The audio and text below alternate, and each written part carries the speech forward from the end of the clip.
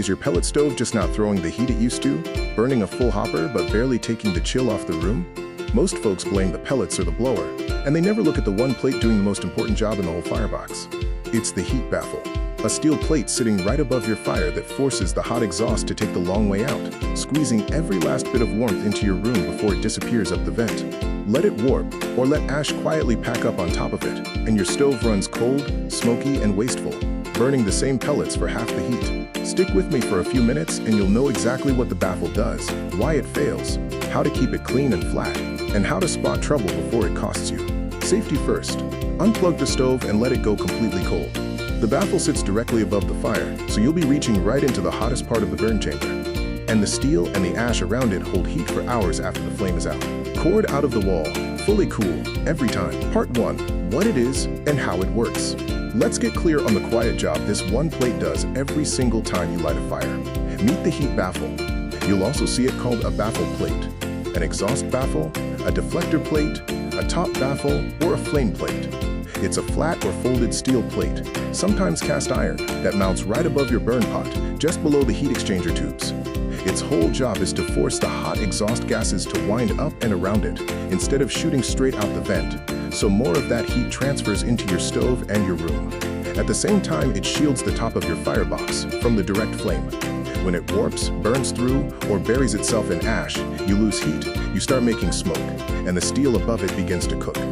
Let's look at how the baffle does its work. Number 1. The plate body.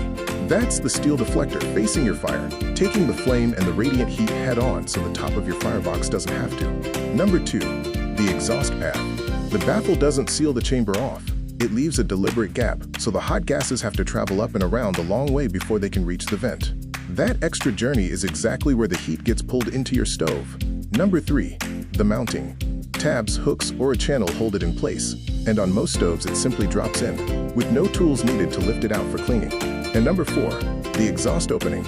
On a lot of models there's a cutout or a slot that routes the cooled gas down toward the exhaust blower. Part 2.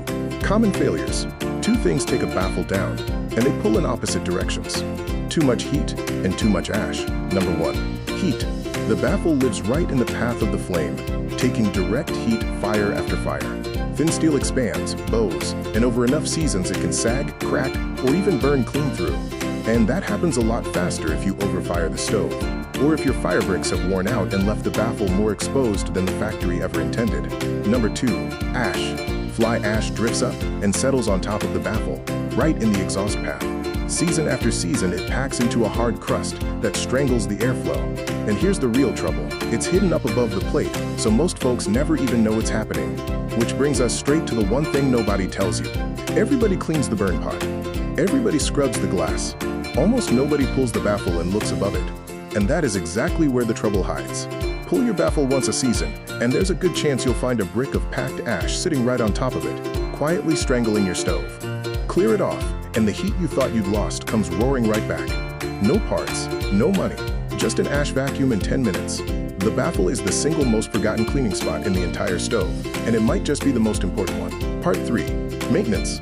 3 habits, and the very first one is the one almost everybody skips. Habit number 1. Clean above the baffle, not just below it. Once the stove is stone cold, lift the baffle out and vacuum the ash off the top of it and out of the heat exchanger area behind it. This is the cleaning that almost everyone forgets, and it's the one that prevents that hidden choke we just talked about. In a stove that runs every day, do it about once a month through the heating season. 10 minutes with an ash vacuum is plenty. Keep that path clear, and you keep your heat. Habit number 2. Once a year, at the start of the season, pull the baffle and check that it's still flat and solid. Lay a straight edge across it, or just hold it up to the light. You're looking for a bow or a sag, for cracks, for any spot worn thin or burned through, and for heavy scaling on the steel. A baffle that's warped out of shape can't hold the exhaust on its proper path anymore, so it quietly costs you heat long before it fully fails. 5 minutes in the fall catches a tired baffle before it leaves you cold in February. Habit number 3. Before you ever pull the baffle, take a photo with your phone. These plates go back in a specific spot, facing a specific way, and a baffle reinstalled crooked or upside down lets the exhaust short-circuit straight to the vent, robbing you of the very heat it's supposed to capture. A quick picture shows you exactly how it sat and which way it faced, so it drops right back into place in seconds.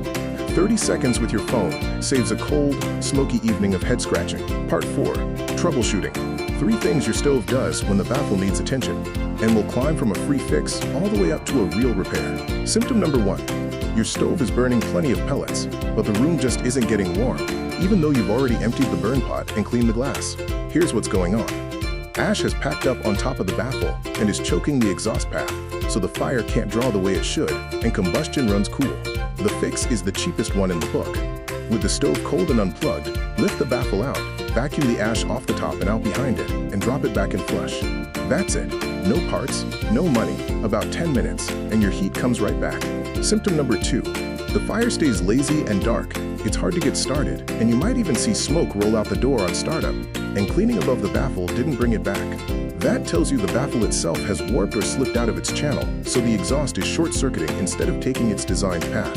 Without that path, the draft suffers, and the fire can't establish.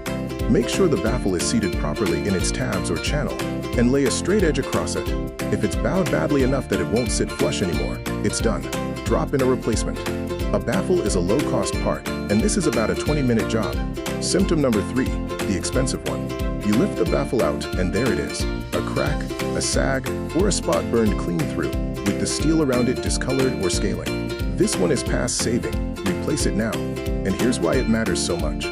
Once the baffle is compromised, the flame and the heat go straight at your heat exchanger and the top of your firebox, the very parts that move warmth into your room, and those cost real money. So swap the baffle, and while you're in there, take a hard look at the heat exchanger and the firebox steel for heat damage. We'll talk about why a baffle warps in the first place in just a minute, because if you don't fix the cause, you'll cook the new one right alongside the old one. Part 5. A few quick FAQs. The questions we get at the counter about baffles that don't come up anywhere else in this video. Does every pellet stove have a baffle? And why do they look so different? Short answer, almost all of them have one.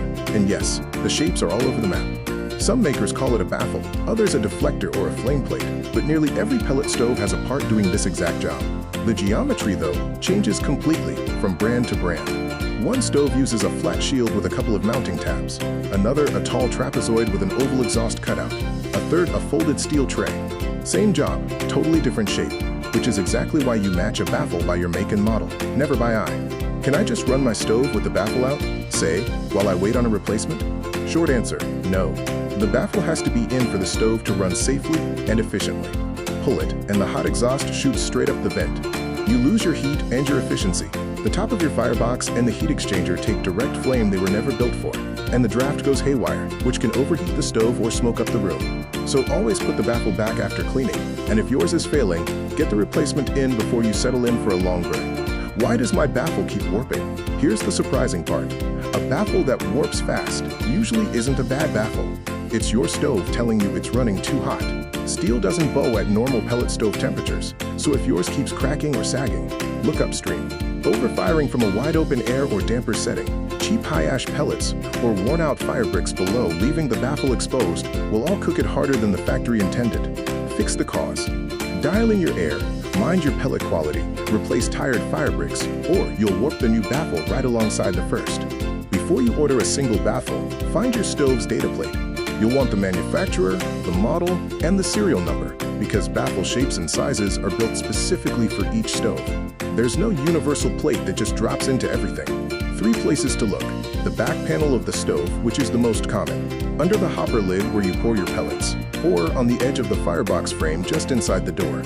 Snap a photo with your phone. That's exactly what we'll need to match your baffle. Then head to the site and let it do the work for you. Pick your manufacturer, pick your model, and every baffle and heat shield on the page is built to fit that exact stove. No measuring, no guessing, no wrong part returns.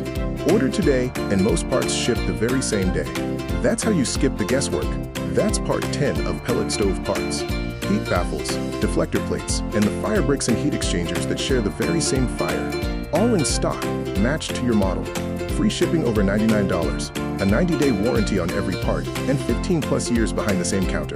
Links in the description. Subscribe, hit the bell, and we'll see you next part.